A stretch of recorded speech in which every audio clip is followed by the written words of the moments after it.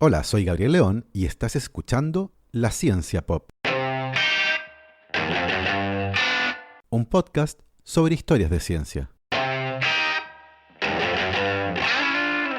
La soledad y el sentimiento de estar desconectados de otros seres humanos pueden tener profundos impactos en la salud de las personas. Experimentos en animales, realizados desde la segunda mitad del siglo pasado, mostraron que ratas o primates no humanos crecidos en aislamiento mostraban graves problemas en el desarrollo del cerebro, los que se asociaban además con problemas emocionales y conductuales. ¿Pasaría algo similar con los seres humanos? Un experimento natural de insospechadas consecuencias nos mostró de manera dramática la respuesta a esa pregunta, y esa es la historia que conoceremos hoy aquí en La Ciencia Pop. Y les recuerdo que si les gusta este proyecto y lo quieren apoyar, lo pueden hacer a través de mi página en Patreon. Para eso vayan a www.patreon.com/lacienciapop y se pueden inscribir para hacer un aporte mensual a este podcast.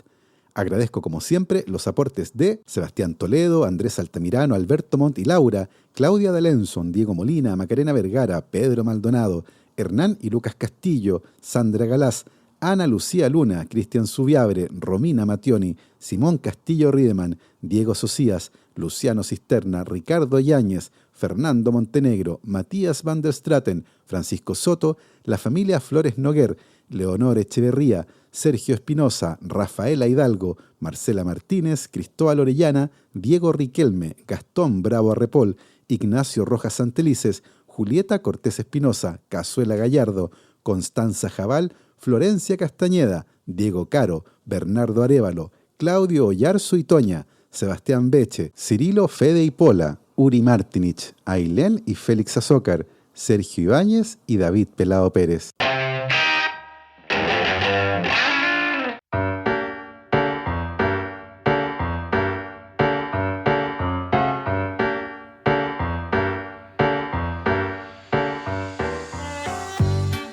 El aislamiento extremo le hace cosas muy extrañas a la mente humana. A finales de 1964, Josie Lores y Antoine Seny se adentraron en 2 cuevas en los Alpes franceses de manera voluntaria, como parte de un experimento para averiguar qué efecto tendría en el cerebro el aislamiento. Cada uno de ellos estableció en ese experimento el récord mundial de tiempo transcurrido estando completamente solos en una cueva. Josie Lores estableció el récord femenino, luego de estar 88 días en completo aislamiento, mientras que Antoine Seny estableció el récord masculino, estando 126 días en completo aislamiento, como parte de este experimento para ver cuáles serían los efectos que tiene estar completamente solo en los cuerpos y en las mentes humanas. Una de las cosas interesantes con respecto a este tipo de experimentos es cómo se distorsiona la percepción del paso del tiempo. Josie Lores salió de la cueva el 12 de marzo de 1965, pero sin ningún tipo de referencia con respecto al paso del tiempo, ella estaba convencida de que era 25 de febrero. Su error en la medición del paso del tiempo fue de 2 semanas. Antoine Seny salió de la caverna en la que estuvo aislado por 126 días el 5 de abril, pero según sus propios registros del paso del tiempo, para él era el 4 de febrero, 2 meses completos de diferencia. En 1972, Michel Cifre, un espeleólogo francés que supervisó el experimento de la pareja, fue aún más lejos y pasó 6 meses en una cueva cerca de Del Río, en Texas. 40 años después, en una entrevista con un periódico, admitió que el desafío físicamente no fue tan agotador, pero mentalmente había sido un completo infierno. Los intentos por simular el aislamiento en condiciones de laboratorio son aún más inquietantes. En la década de 1950, el psicólogo canadiense Donald Hebb pagó a los estudiantes de posgrado en la Universidad de McGill $20 al día para que se quedaran solos en habitaciones muy pequeñas. Las manos de los voluntarios fueron inutilizadas colocando tubos de cartón a su alrededor y sus orejas fueron cubiertas por gruesas almohadas en forma de U para amortiguar cualquier sonido y además les colocaron gafas opacas en un intento por suprimir lo más posible la percepción sensorial. Muy pronto, los voluntarios comenzaron a manifestar síntomas de deterioro cognitivo y experimentaron una inquietud extrema y vívidas alucinaciones. Un estudiante incluso informó haber sentido que su cuerpo estaba en dos lugares a la vez. Y la peor parte de eso es que el estudiante no podía decidir en cuál de los dos lugares estaba realmente. Ambos se sentían igualmente reales. Los seres humanos rara vez experimentamos un aislamiento social tan extremo, pero los estudios han demostrado que incluso en la vida normal, el aumento en la soledad tiene un impacto negativo en la salud física y mental. Una revisión de la investigación al respecto encontró que las personas con relaciones sociales más fuertes tienen un 50% más de probabilidades de supervivencia durante un periodo de tiempo determinado en comparación con aquellos con conexiones sociales más débiles. Otros estudios han relacionado a la soledad con enfermedades cardiovasculares, mayor inflamación y depresión. Sabemos desde la década de 1980 que las personas que están más aisladas socialmente tienden a tener una peor salud, pero aún no sabemos por qué la soledad está tan estrechamente relacionada con nuestra salud. ¿Es que las personas aisladas tienden a tener otros factores de riesgos para ciertas enfermedades? ¿O hay algo en la soledad en sí misma que reorganiza el cableado de nuestros cerebros, desgastando lentamente nuestra salud? Para quienes investigan la soledad, la pandemia ha proporcionado un experimento natural sin precedentes para estudiar el impacto que el aislamiento social puede tener en nuestros cerebros. A medida que millones de personas en todo el mundo emergen luego de meses de contacto social restringido, una nueva neurociencia de la soledad está comenzando a descubrir por qué las relaciones sociales son tan cruciales para nuestra salud. Y aunque el vínculo entre la soledad y la mala salud está bastante bien establecido, los científicos solo recientemente han podido estudiar el impacto que tiene en nuestros cerebros. Es un descubrimiento que comenzó, como muchas historias de este tipo, con un experimento fallido. Como parte de su tesis de doctorado en el Imperial College de Londres, Gillian Matthews estaba tratando de averiguar cómo la adicción a las drogas afectaba las conexiones entre las neuronas de una parte específica del cerebro, conocida como núcleo dorsal del RAFE. Para su experimento, Matthews dividió a los ratones que estaba estudiando en dos grupos. A los ratones del primer grupo les inyectó cocaína y a los ratones del segundo grupo les inyectó suero salino como control. Pero sin importar lo que hiciera, seguía viendo que las conexiones neuronales en el núcleo dorsal del RAFE se estaban fortaleciendo y con la misma intensidad en los ratones, sin importar si recibieron cocaína o suero salino. Luego de estudiar con mucha atención el experimento, Matthews se dio cuenta que estas nuevas conexiones neuronales evidentemente tenían poco que ver con las drogas administradas a los ratones, y que había una cosa que todos los animales tenían en común. Antes del experimento, habían sido puestos en aislamiento durante 24 horas. Lo que Matthews estaba viendo era el efecto que el aislamiento social tenía en los cerebros que estaba estudiando. Este descubrimiento accidental abrió una nueva forma de pensar sobre la soledad, porque si podíamos ver los rastros del aislamiento social en los cerebros de los ratones, significaba que la soledad no solo describía un estado con respecto al mundo exterior, sino que también podía apuntar a algo que ocurría en nuestro interior. Este descubrimiento accidental desvió la carrera de Matthews, quien dejó de lado su investigación sobre la adicción a las drogas y el año 2013 fue al Instituto Tecnológico de Massachusetts, el famoso MIT, para unirse al laboratorio de Kai Tae, una neurocientífica que está interesada en comprender las bases neuronales de las emociones y una de las pioneras de la optogenética, una técnica que utiliza proteínas que son capaces de activarse con la luz. Esas proteínas son insertadas en las neuronas de manera específica y eso le confiere a los investigadores la capacidad de activar de manera específica esas neuronas, iluminándolas usando un pequeño cable de fibra óptica que se implanta en los cerebros de animales vivos. Este enfoque permite a los científicos activar regiones específicas del cerebro en tiempo real y observar cómo responden los animales. Armados con esta nueva técnica, Matthews y Taye querían descubrir cómo las neuronas del núcleo dorsal del RAFE influían en los ratones durante el aislamiento social. Cuando los investigadores estimularon esas neuronas, los animales eran más propensos a buscar a otros ratones. Cuando suprimieron la actividad de las mismas neuronas, incluso los animales previamente aislados y que usualmente buscan el contacto social en cuanto pueden, perdieron el deseo de interacción social. Era como si Matthews y Taye hubieran localizado el interruptor neuronal que controla el deseo de interacción social de los animales. Se activaba cuando estaban aislados y se apagaba de nuevo cuando sus antojos sociales estaban satisfechos. Este descubrimiento podría cambiar radicalmente nuestra comprensión de la soledad y sus efectos en la salud. Todo sugiere que existen mecanismos para ayudar a mantener el contacto social, así como existen mecanismos para asegurarnos de mantener nuestra ingesta de alimentos o nuestra ingesta de agua.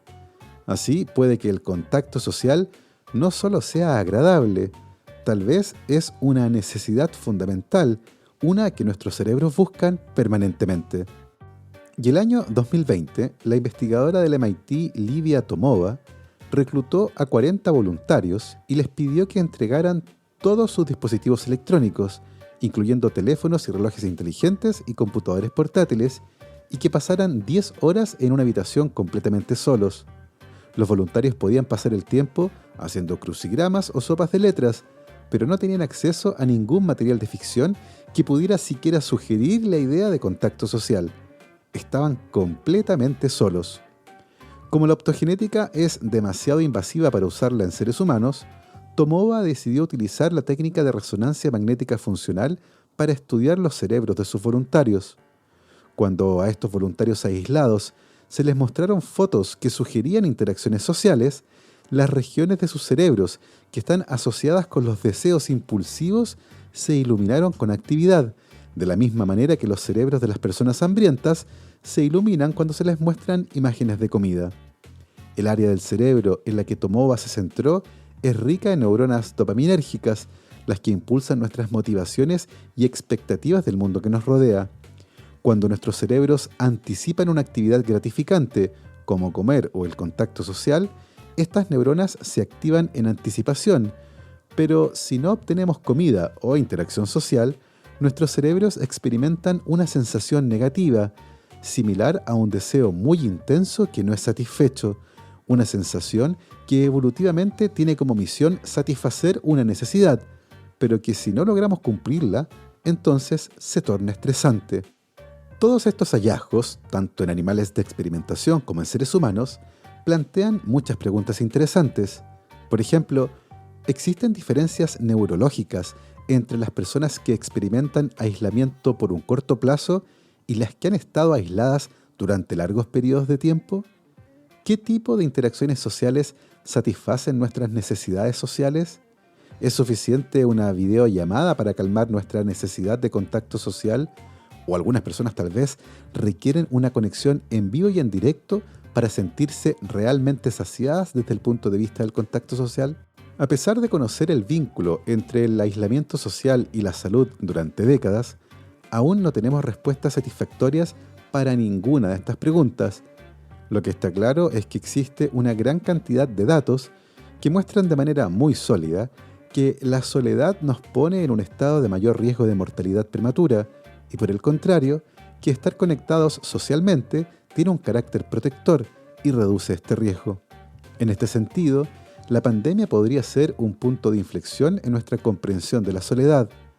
El año 2018, el gobierno del Reino Unido lanzó su primera estrategia para estudiar la soledad, y el Servicio Nacional de Salud ya ha comenzado a dirigir a las personas hacia clubes sociales y otras actividades en un esfuerzo por reducir los niveles de soledad, un problema de salud pública que debe atenderse como tal, implementando políticas adecuadas que además deben evaluarse y revisarse cada cierto tiempo. Ciertamente se trata de un área compleja de estudiar, particularmente cuando se abandonan los modelos animales y se trata de estudiar directamente qué pasa con la soledad en el cerebro de los seres humanos. Por ejemplo, algunos investigadores han estado estudiando la salud de las personas que pasan de vivir solas a vivir con otra persona y cómo ese cambio las afecta, pero es difícil determinar qué efectos se deben a los cambios en el aislamiento social y cuáles son causados por otros factores. Por otro lado, en los seres humanos la soledad no necesariamente se correlaciona con la cantidad de personas con las que nos rodeamos, y perfectamente bien alguien podría experimentar fuertes sentimientos de soledad no estando físicamente solo. Al mismo tiempo, los sentimientos de soledad y el aislamiento nos afectan de manera distinta en diferentes etapas de la vida.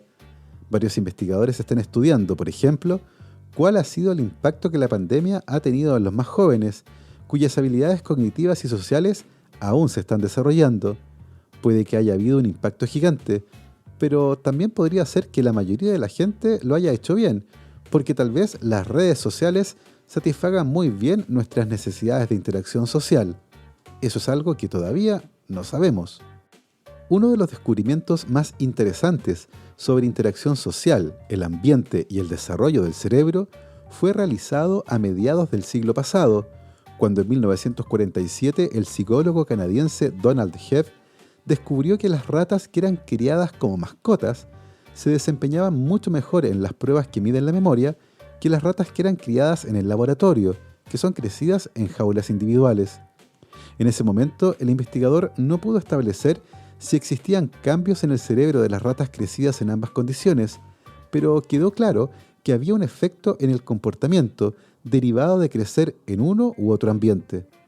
Las primeras investigaciones que vinculaban el comportamiento de animales de laboratorio crecidos en condiciones de ambientes enriquecidos y el cerebro se hicieron en la década de 1960 en la Universidad de California en Berkeley y fueron realizados por Mark Rosenweig, quien comparó el comportamiento de ratas crecidas en jaulas individuales, pero que contenían juguetes, túneles y ruedas para correr, con el de ratas que eran crecidas en jaulas normales y sin juguetes. En ese momento, el investigador pudo establecer que las ratas que eran crecidas en ambientes enriquecidos tenían alterada la función de una enzima llamada colinesterasa, que tiene importantes roles en el funcionamiento del cerebro, y más tarde, en 1962, se descubrió que las ratas crecidas en estos ambientes enriquecidos tenían aumentado el volumen de la corteza cerebral cuando se comparaba su cerebro con el de ratas crecidas en jaulas normales. Más tarde se descubrió que este aumento en el volumen de la corteza cerebral estaba vinculado con un mayor número de sinapsis y la presencia de un tipo especial de células del cerebro llamada glía. También en la década de 1960, el investigador Harry Harlow, uno de los psicólogos más importantes de la historia, estudió los efectos de la separación materna y el aislamiento social en monos rhesus, que fueron criados desde recién nacidos en ambientes en los que se encontraban en completo aislamiento. Estos experimentos, que fueron muy polémicos en su época y lo son todavía, permitieron establecer la importancia de la estimulación social para el correcto desarrollo emocional y cognitivo de los primates. Así, en la segunda mitad del siglo XX, estaba claramente establecido que el contacto social y los ambientes enriquecidos eran fundamentales para un desarrollo normal del cerebro y que las capacidades y habilidades cognitivas se veían fuertemente comprometidas cuando los animales eran crecidos en ambientes empobrecidos y o privados del contacto social. Evidentemente, todos estos descubrimientos fueron hechos en animales de laboratorio, porque de ninguna forma alguien haría un experimento similar con seres humanos, al menos no a propósito. El año 1965, Nicolae Ceausescu se convirtió en el secretario general del Partido Comunista Rumano y más tarde en presidente de Rumania. Su megalomanía y carácter totalitario lo convirtieron en uno de los dictadores más brutales y represivos que hayan gobernado en Europa del Este, y parte de sus planes para Rumania eran convertir al país en una nación industrializada. Luego de la Segunda Guerra Mundial, con un país empobrecido y con las mujeres incorporándose activamente a la vida laboral, en parte gracias a una de las políticas de aborto más liberales de Europa, el país había visto una baja abrupta en la tasa de natalidad, alcanzando su mínimo histórico el año 1966. Ceausescu pensaba que para cumplir sus aspiraciones, Rumania debía aumentar bruscamente la tasa de natalidad y tener más ciudadanos dispuestos a trabajar por la causa. Para eso, el año 1967, Nicolae Ceausescu firmó el Decreto 770, que restringía fuertemente tanto el aborto como los métodos anticonceptivos, los que fueron declarados como ilegales para cualquier mujer de menos de 45 años o que ya hubiera tenido 4 hijos. Este decreto también imponía altísimos impuestos para hombres y mujeres de más de 25 años que no tuvieran hijos, estuvieran o no casados.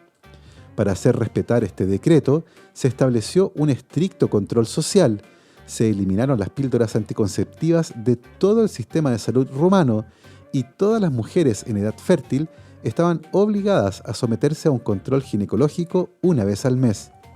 Si se detectaba un embarazo, las autoridades hacían un estricto seguimiento del mismo hasta el parto y existía una policía secreta que vigilaba atentamente lo que pasaba en los hospitales. Producto de esta nueva política, la tasa de natalidad en Rumania aumentó abruptamente y el número de hijos por mujer a nivel nacional pasó de 1,9 a 3,7. La generación nacida entre 1967 y 1968 fue la más numerosa en toda la historia de Rumania y de manera apresurada, las autoridades del país construyeron miles de guarderías para estos niños, a los que en Rumania se les conoce como decretitos, los hijos del Decreto 770. A la entrada de estas guarderías había letreros que decían: «El Estado puede cuidar mejor a tus hijos que tú». Esta explosión demográfica ocurrió cuando Rumania todavía estaba sumida en la pobreza y miles de esos niños no podían ser en la práctica atendidos por sus padres. Eso hizo que una consecuencia directa de la promulgación del Decreto 770 fuera que decenas de miles de niños fueran dejados al cuidado del Estado, ya que los padres de esos niños no podían alimentarlos ni cuidarlos.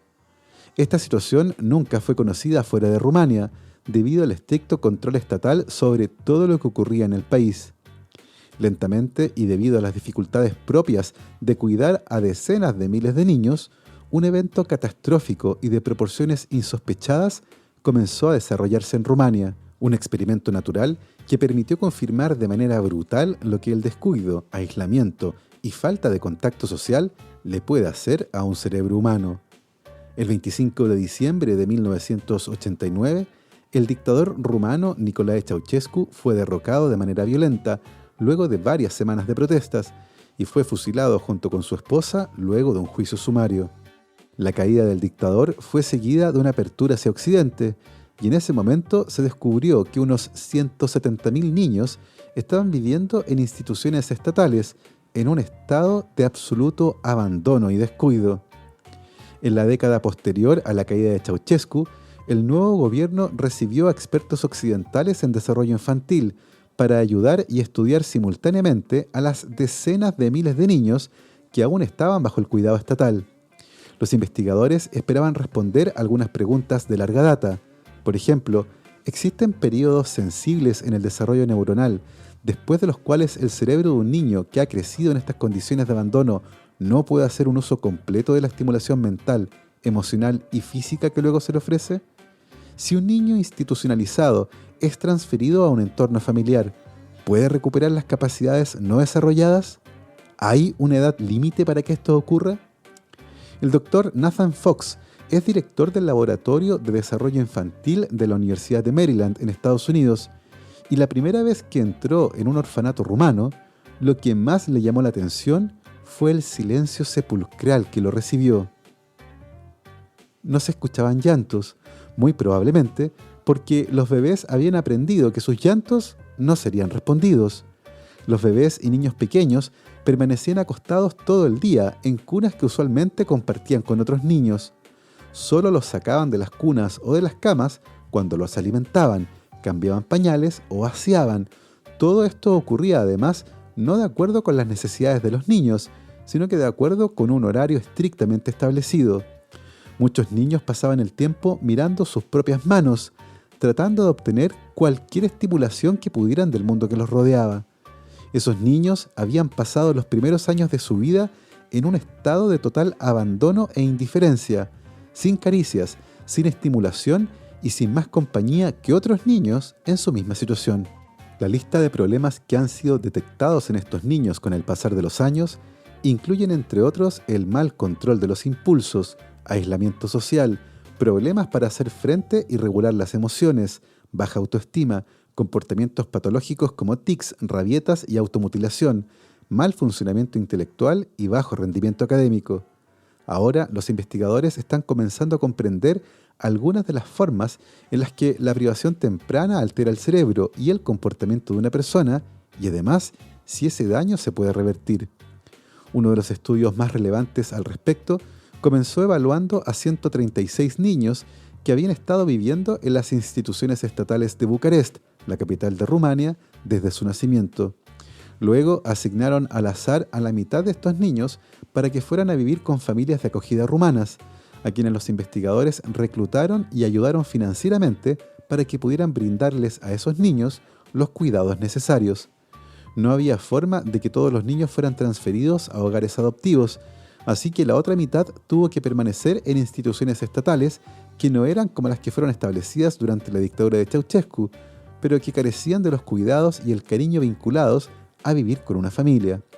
Los niños de este estudio tenían entre 6 meses y 3 años de vida, con una edad promedio de 22 meses. Durante los meses y años siguientes, los investigadores regresaron para evaluar el desarrollo de los niños en ambos entornos. También evaluaron a un grupo de niños rumanos que nunca había vivido en una institución estatal como control. Encontraron muchos problemas profundos entre los niños que habían nacido en el abandono. Los niños institucionalizados tenían retrasos en la función cognitiva, el desarrollo motor y el lenguaje. Además, era evidente que tenían déficit en el comportamiento socioemocional y experimentaban más trastornos psiquiátricos que otros niños. Los estudios de la actividad eléctrica en sus cerebros, analizada mediante electroencefalogramas, también mostraba cambios en los patrones de actividad cerebral. Para los niños que fueron trasladados a hogares de acogida, el panorama era más alentador. Estos niños mostraron mejoras en el lenguaje, el coeficiente intelectual y el funcionamiento socioemocional. Pudieron formar relaciones de apego seguras con sus cuidadores e hicieron avances gigantescos en su capacidad para expresar emociones. Sin embargo, si bien el cuidado en un hogar seguro produjo mejoras notables, los niños en hogares de acogida aún estaban rezagados con respecto al grupo control de niños que nunca había sido institucionalizado. Y a algunos niños que fueron relocalizados en hogares seguros les fue mucho mejor que a otros, y aquellos que fueron retirados de las instituciones estatales antes de los 2 años lograron los mayores avances. Esto sugiere que hay un poco de plasticidad en el sistema, pero para revertir los efectos de la negligencia y el abandono, está claro que entre antes se intervenga y menor sea el daño acumulado, mejor. De hecho, cuando los niños fueron trasladados a hogares de acogida antes de su segundo cumpleaños, a los 8 años la actividad eléctrica de sus cerebros no se veía diferente a la de niños que nunca habían vivido en instituciones del Estado. Los investigadores también analizaron los cerebros de esos niños usando imágenes de resonancia magnética funcional para comprender mejor las diferencias cerebrales entre los niños. Encontraron que aquellos institucionalizados tenían cerebros más pequeños, con un menor volumen de materia gris, que está hecha principalmente de los cuerpos celulares de las neuronas, y también de materia blanca, que son principalmente las fibras nerviosas que transmiten señales entre las neuronas. Era evidente que vivir en un estado de abandono y descuido tenía profundos impactos en el desarrollo y estructura del cerebro. Los niños institucionalizados que fueron trasladados a hogares de acogida recuperaron parte de ese volumen de materia blanca faltante con el tiempo. Su volumen de materia gris, sin embargo, se mantuvo bajo, ya sea que hubieran sido trasladados o no a hogares estables. A pesar de que los investigadores se quedaron sin fondos para seguir apoyando económicamente a las familias de acogida, muchos de los niños permanecen con esas familias hasta el día de hoy, gracias al apoyo que el Estado ha comenzado a brindarles. Una de las conclusiones más importantes de estos estudios es que muchos investigadores están convencidos de que parte importante de los problemas asociados con la estructura y función del cerebro de niños que han crecido en condiciones de abandono y descuido pueden ser revertidos, al menos de manera parcial, cuando esos niños son trasladados a un hogar de acogida, donde reciben atención y cariño. Los resultados de estos estudios también sugieren que para revertir el daño causado por el abandono, es importante que sus condiciones de vida cambien antes de los 2 años de edad. Después de ese momento, el cerebro va perdiendo algo de su capacidad para reparar el daño causado, y es posible que los efectos sobre la conducta y desarrollo psicosocial no consigan ser revertidos del todo. A la luz de estos hallazgos, el gobierno rumano prohibió el año 2003 la institucionalización de niños menores de 2 años, y desde entonces ha elevado la edad mínima a 7 años. De la mano con eso, el apoyo estatal para facilitar que los niños sean criados en sus hogares familiares se ha expandido dramáticamente. En 1998, durante una pequeña conferencia científica, la profesora de pediatría neonatal de la Universidad de Minnesota, Dana Johnson, compartió fotos y videos que había recopilado en Rumania y que mostraban habitaciones repletas de niños que se mecían, se golpeaban la cabeza y gritaban. Esa presentación fue seguida por la de un investigador que mostró videos de su trabajo con bebés de primates no humanos, a los que se separó tempranamente de sus madres, similares a los experimentos realizados varias décadas atrás por Harry Harlow. Los pequeños primates se mecían, golpeaban y automutilaban. El paralelismo era evidente, y el efecto en los presentes fue estremecedor y cambió el curso del estudio del apego. Todos los hallazgos, tanto en modelos animales de experimentación, como la experiencia brutal de los hogares estatales en los que crecieron los hijos del decreto 770 en Rumania, apuntan a lo mismo: el cariño y los cuidados que reciben los animales desde su nacimiento, incluyendo a los seres humanos, resultan fundamentales en la trayectoria futura de esos individuos. Una infancia que se vive en el abandono y el descuido genera impactos negativos de gran magnitud en el desarrollo, estructura y función del cerebro, lo que produce como consecuencia todo tipo de problemas conductuales, sociales y emocionales más tarde en la vida de esos individuos. Es una historia dramática, pero es una que vale la pena conocer. Así terminamos nuestro viaje por la ciencia del día de hoy con un toque un poco más oscuro, pero que nos permite entender un poco mejor el impacto que la soledad y el abandono puede tener particularmente en los cerebros más jóvenes. Yo me despido como siempre con mis agradecimientos para mis queridos patrons: Manuel Morales, Fernando Rode, la familia Helfman von de Sauer, Giuseppe Carufo, Nicolás Martínez, Felipe Mazanes, Nicolás Cabello, Sandra González, Sebastián Umaña, Diego Torres, Eugenio Grasset, Carolina Valle, Berurín Illeco, Cristóbal Moene, la familia Serpa Rebolledo, Juan Berlinger, Pablo y Milesita Villalobos, José Tanús, Ana María Alarcón, Rosario Calderón, Michael Cavalar, Pedro Castillo, Adrián Cataldo, Matute y Consu, Candelaria Pimentel, Florencia García, el EC Podcast, Keiichi Minamoto, José Luis Ulloa, Dania Sepúlveda, Alex Gutiérrez, Amanda Larraín, Cecilia Araya, Marcela Martínez, Mariela Barriga, Mauricio Silva, la familia Yuri Martínez, Bernardo Polak, Marian Negrón, Patricia Guzmán, Baltasar Domínguez, la familia Cuyen Queirolo, Alejandra Díaz, Gabriel Ugalde y Fernando Araya. Nosotros, por supuesto, nos escuchamos la próxima semana. Que estén muy bien.